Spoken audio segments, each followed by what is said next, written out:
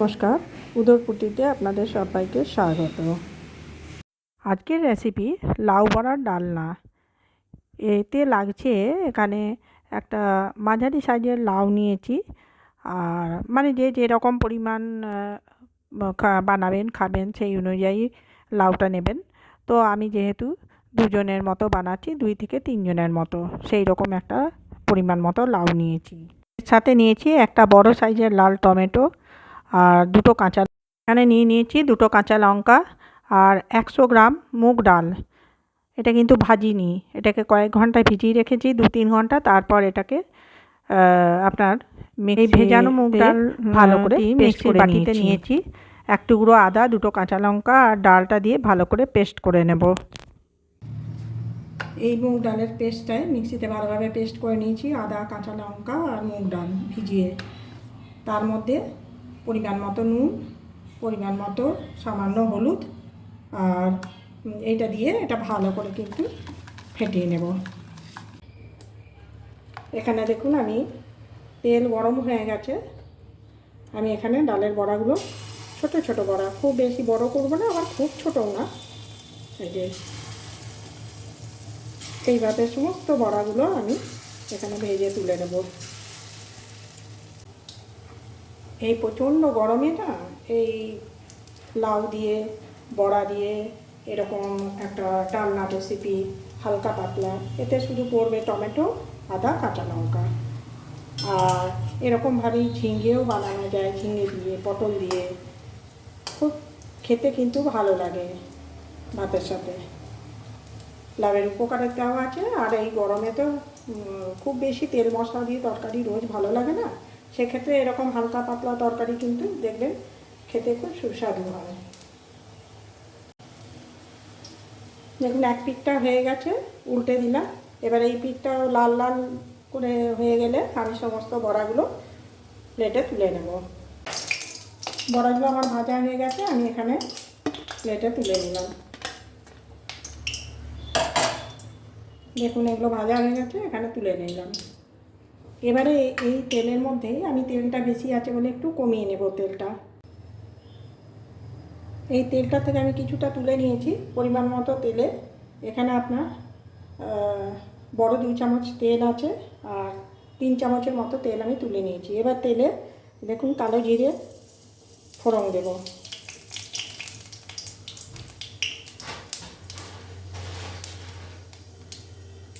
আর একটা ছোট্ট তেজপাতা দিলাম।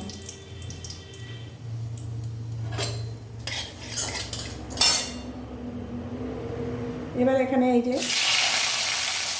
টমেটোগুলো আমি ভেজে নিচ্ছি একটু, এইটা ভাজা ভাজা হতে হতে এর সাথে দেবো আদা, কাঁচা লঙ্কা বাটা।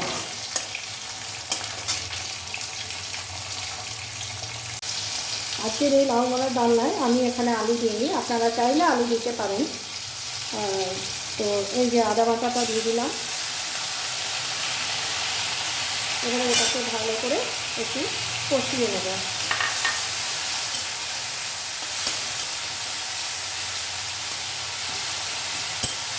এটা নাড়াচাড়া করতে করতে এই টমেটোগুলোও নরম হয়ে যাবে, আর আমার কষানোটাও হয়ে আসবে।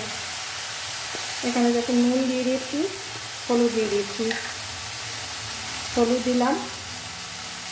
এগুলো কিন্তু আপনাদের নিজের নিজের পরিমাণ অনুযায়ী দেবেন।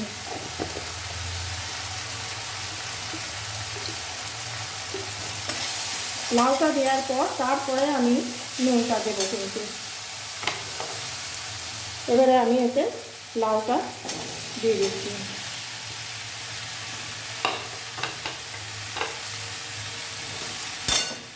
লাউ দেওয়া হয়ে গেছে, এবারে এটাকে ভালো করে কষে নিতে হবে।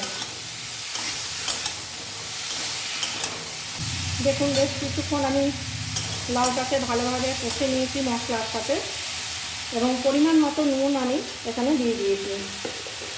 আর একটা জিনিস, ধনে কিন্তু পেটের পক্ষে খুবই ভালো, এবং গরমের দিনে ধনের জল দিয়ে ঝোল বা ধনে বাটা দিয়ে তরকারি খুব উপকার, এবং পেট ঠান্ডা রাখে। এখানে আমি এই যে 1 চামচ ধনের গুঁড়ো দিলাম। এটা দেবেন, দেখবেন টেস্টটাও ভালো হয়, আর খাওয়াও ভালো। এছাড়া আর কোনো মশলা আমি দেবো না।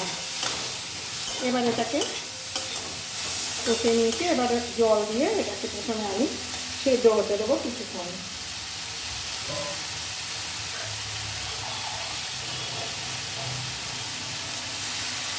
পরিমাণ মতো জল দিয়ে এটাকে সেদ্ধ হতে দেবো।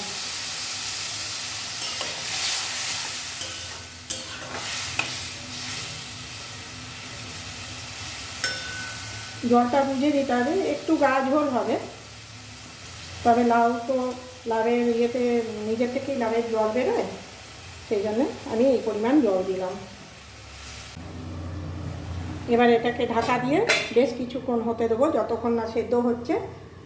এবারে দেখুন আমি এই যে ঢাকাটা খুলে দেখে নিচ্ছি, চেক করে নিচ্ছি লাউটা সেদ্ধ হয়েছে কিনা।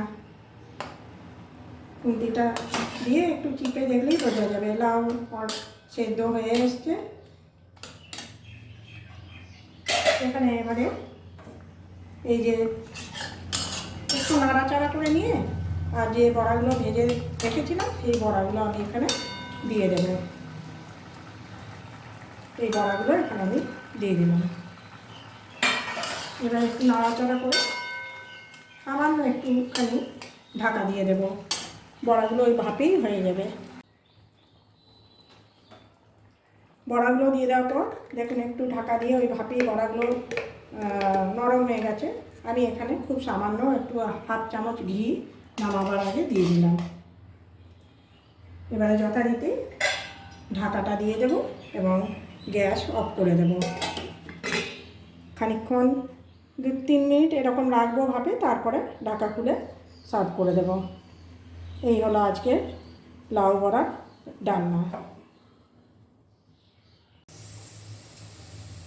আজকে আমার এই লাউ বড়ার ডালনা তৈরি হয়ে গেছে। আমি বাটিতে এখানে সার্ভ করে দিয়েছি।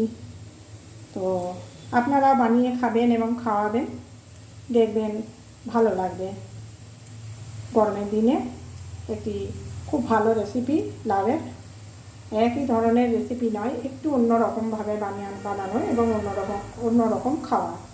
তো আপনারা এবার ট্রাই করে দেখবেন, আশা করছি আপনাদের ভালো লাগবে।